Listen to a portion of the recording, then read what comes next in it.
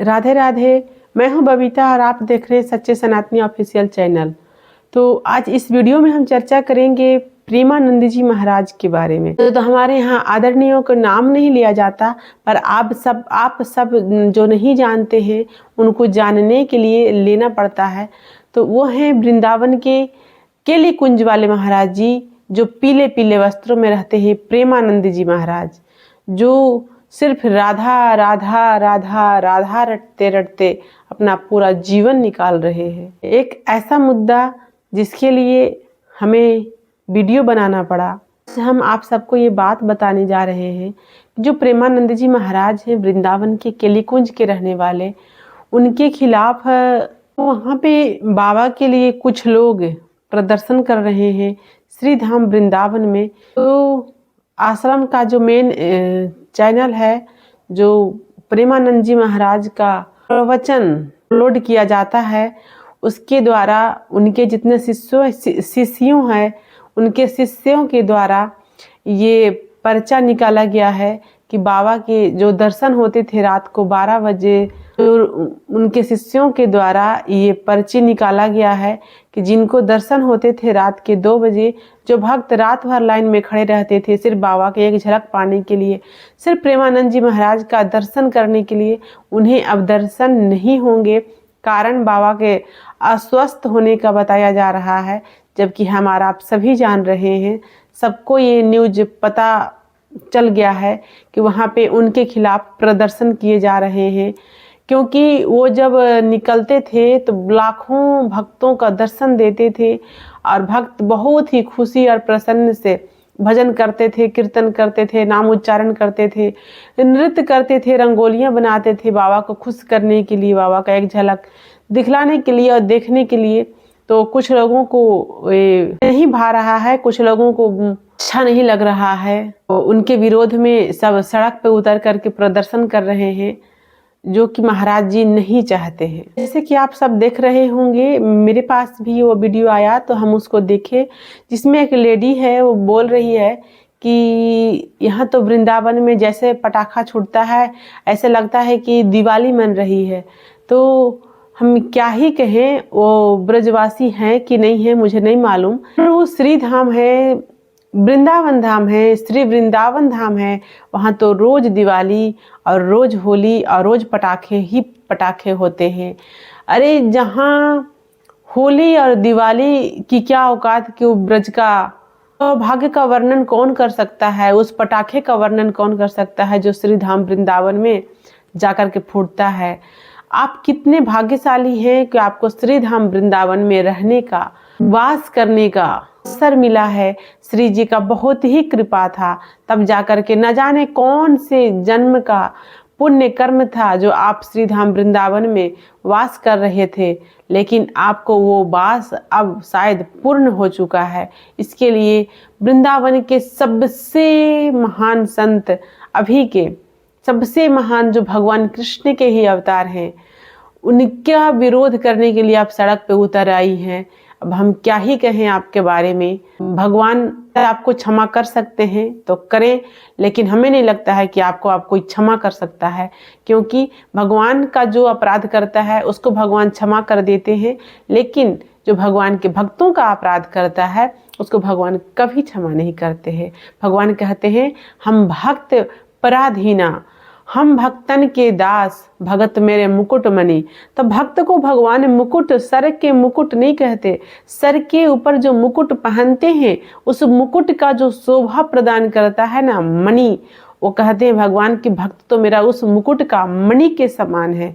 तो बताइए, वो भक्त और जो परम भक्त हैं उनका आप अपमान कर रहे हैं, उनका आप विरोध कर रहे हैं। बताइए, आपका दुर्भाग्य का कौन ही वर्णन कर पाएगा। उनका ये वीडियो सुन करके मुझे बहुत बुरा लगा, बिल्कुल भी अच्छा नहीं लगा। वो जो प्रदर्शनकारी लोग थे, और आप लोग को भी अच्छा नहीं लगेगा। कितना उनका दर्शन के लिए लोग कितना दूर दूर से जाते थे, लाइन में लग लग के रात रात भर इंतजार करते थे और दर्शन पाते थे उनका। आज वो किसी ऐसे ही चंद लोगों के चलते बंद हो गया है। न जाने कितने भक्तों को निराश प्राप्त हुई है, न जाने कितने भक्तों को दुख हुआ है इस बात का। तो वो सबका जो अंदर का जो दुख होगा, जिसका आत्मा दुखी होगा, वो सबका भुक्तभोगी कौन होगा? जो रोक रहा है। और वो जो महिला है वो अपना एक बोर्ड भी मतलब लगाई हुई थी। कौन सा वृंदावन में जो कॉलोनी है, क्या कॉलोनी का क्या नाम है, NRI कॉलोनी।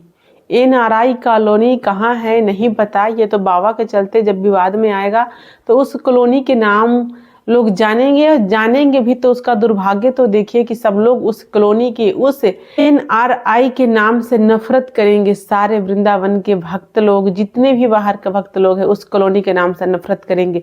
उस कॉलोनी में रहने वाले सारे इंसान जो अपने आप को कहते हैं, उन इंसानों से भी नफरत हो जाएंगे, हो गए हैं। जितने भी बाबा को बदनाम करने की कोशिश कर रहे हैं, बाबा का पद यात्रा रोकने का साजिश कर रहे हैं। अब पता है सबसे बड़ा दुख की बात तो ये है, आश्चर्य की बात तो ये है कि वो जितने भी प्रदर्शन करके विरोध कर रहे हैं, वो कोई क्रिश्चियन नहीं है, वो कोई मुस्लिम नहीं है, वो सब हिंदू हैं, वो सब सनातनी ही हैं। तो इससे आप समझ सकते हैं कि हिंदू ही काफ़ी है हिंदुओं के विरोध करने के लिए। हमसे बहुत सारे लोग जब बात करते हैं, पूछते हैं, कभी कभी बात में जब चर्चा हो जाती है तो बोलते हैं कि हमारा धर्म का खतरा है, इनसे है, उनसे है। हम वहाँ पे स्पष्ट कह देते हैं कि नहीं, हमारे धर्म को किसी से खतरा नहीं है। हमारे धर्म को, सनातन धर्म को अगर खतरा है तो नकली हिंदुओं से है, नकली सनातनियों से खतरा है, वरना किसी से कोई खतरा नहीं है। वो लोग ऐसी ऐसी बातें कर रहे हैं कि जिसे सुनकर लग रहा है कि देखिए कोई कैसे कर सकता है ऐसी बातें। उन बाबा के बारे में, उतने परम संत के बारे में कोई अपने मुख से ऐसा शब्द कैसे निकाल सकता है, कैसे निकल जाता है। NRI कॉलोनी वालों को पटाखे से दिक्कत हो रही थी, शोर से, भक्त के, भगवान के नाम से, नाम उच्चारण से, मंत्र उच्चारण से तकलीफ हो रही थी, तो शांतिपूर्ण तरीके से बाबा का दर्शन करने के लिए जाते, बैठते और बाबा से प्रार्थना करके बोलते कि बाबा आप रात में ये सब बंद करवा दें। बाबा के कोई शिष्य से भी बोल देते, उनके तक भी अगर खबर चली जाती तो बाबा खुद ही इस चीज़ को बंद करवा देते। बाबा को क्या ही ज़रूरत है, बाबा अपने लिए नहीं निकलते थे, बाबा को किसी को दर्शन करने की कोई आवश्यकता नहीं है, बाबा को अपना नाम बनाने के लिए कोई आवश्यकता नहीं है। इस पूरा दुनिया में कोई भी ऐसा देश नहीं होगा जहाँ के लोग बाबा को जानते नहीं हैं, पहचानते नहीं हैं। उनको पहचान की भला क्या ही ज़रूरत है। तो आते थे हमारे लिए, आपके लिए, हम सब दर्शन देकर के धन्य करते थे। ऐसे लोगों को तो थोड़ा सा भी शर्म आनी चाहिए। अरे क्या कहें, जिसके पास शर्म ही नहीं होगा उसको शर्म आएगा कहाँ से। पर अगर थोड़ा सा भी कहीं से कोई अंग में अगर शर्म नाम का कोई चीज़ होगा तो वो शर्म करना चाहिए। किनके बारे में कहाँ, कब और क्या कर रहे हैं, ऐसा करने से मुझे क्या मिलेगा, क्या दुर्गति होगा, इसका अंदाज़ा भी नहीं लगा सकते हैं वो लोग। जैसे ही हम देखिए, हमें बहुत ही ज़्यादा दुख हुआ, अब बहुत ही सारे भक्तों को दुख हो रहा होगा। और ये जो NRI है ना, उसमें जो कह रहे हैं अपने आप को कि हम ब्रजवासी हैं, वो ब्रजवासी नहीं हैं, क्योंकि वहाँ पे ब्रजवासियों का क्या काम है। और अगर वो ब्रजवासी होते, उनका कर्म ही बता रहा है कि वो ब्रजवासी नहीं हैं। अगर वो ब्रजवासी होते तो वो कभी भी भगवान के नाम का विरोध नहीं करते, वो कभी भी संतों का अपमान नहीं करते, वो इतना महान संत का कभी भी विरोध करने के लिए रोड पर उतर करके प्रदर्शन नहीं करते।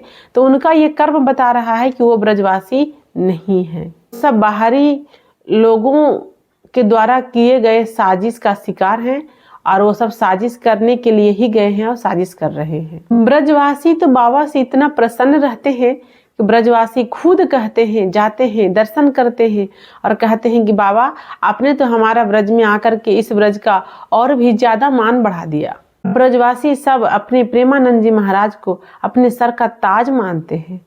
वो भला कैसे अपमान कर सकते हैं। वो भला राधा नाम सुन करके जहाँ डाल डाल और पात पात पे राधे राधे होए, जहाँ का रज, जहाँ का पशु, जहाँ का पक्षी, जहाँ का बंदर, जहाँ का पेड़ पौधा लता पता भी राधे राधे बोलता है। वो बाबा रात दिन राधा राधा करते हैं। भला उनसे कोई ब्रजवासी कैसे परेशान हो सकता है? ये हो ही नहीं सकता। और जो परेशान हो रहा है वो ब्रजवासी नहीं हो सकता। अरे बाबा नहीं आएंगे।